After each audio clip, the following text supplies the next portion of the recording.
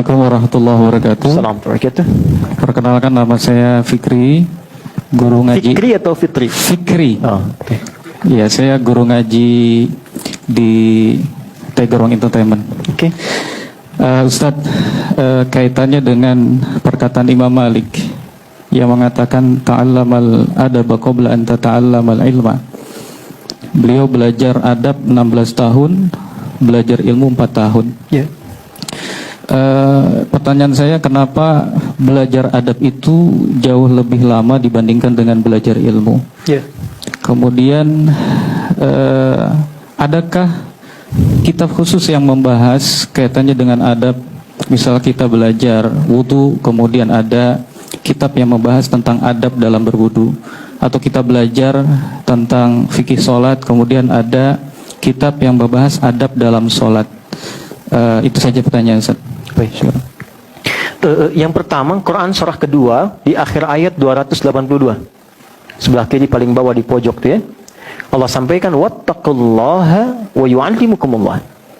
Tingkatkan takwamu kepada Allah, maka dengan peningkatan takwa itu Allah akan mempercepat penambahan pengetahuan dan pemahaman kepadamu. Jadi takwa didahulukan sebelum ilmu.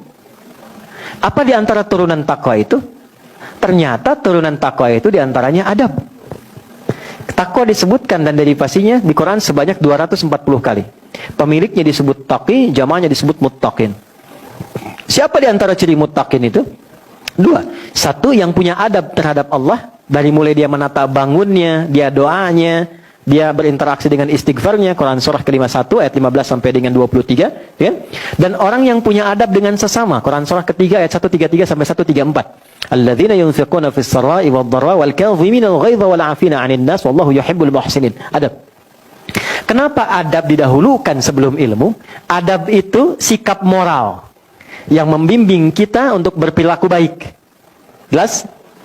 Kalau orang berilmu, adabnya belum baik, moralnya belum baik, maka dia akan membuat perilaku yang buruk, yang damage-nya lebih besar dibandingkan dengan orang yang belum punya ilmu.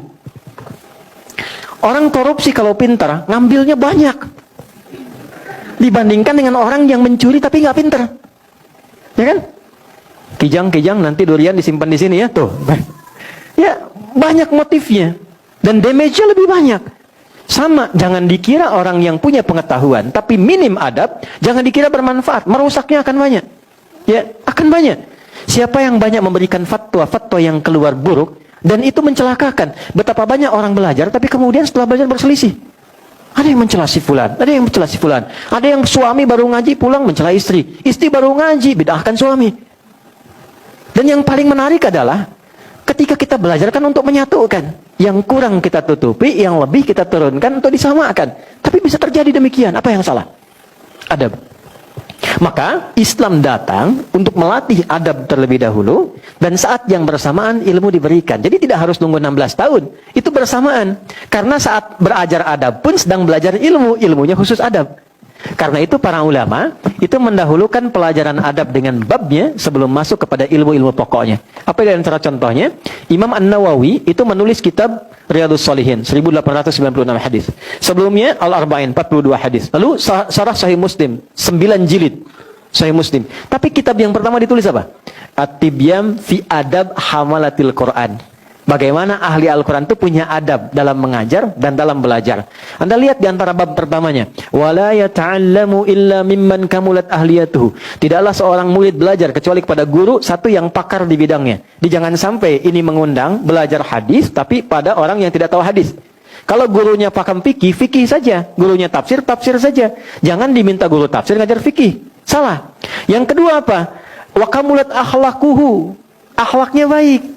Jangan sampai memang pintar, tapi maaf, membencinya banyak, kasar kata-katanya, sehingga muridnya keluar pintar nas, tapi pintar juga kekasarannya, pintar juga mencela orangnya. Itu kata Imam Nawawi nggak berkah ilmunya. Maka adab penting. Datanglah dari guru lokal namanya Syekh Muhammad Hashim bin Ash'ari, menulis 19 kitab. Di antara 19 itu kitab pertamanya Adabul Alim wal Muta'allim. Maka diajarkan di situ dasar-dasar adab. Kemudian masuklah kepada apa yang Anda tadi sampaikan. Saya ada koleksi lebih hampir 40 di kitab tentang sholat. Nah, di antara kitab-kitab itu ada beberapa yang bagus yang menjelaskan tentang hikmah, makna dan adabnya. Satu namanya Nazarat fi Ma'anis Shalah. Yang kedua namanya Asrarus Shalah. Nanti lain waktu kalau tiba lagi, misalnya nanti kita tunjukkan sesuai dengan apa yang teman-teman harapkan. Jelas ya? Allahu a'lam bishawab.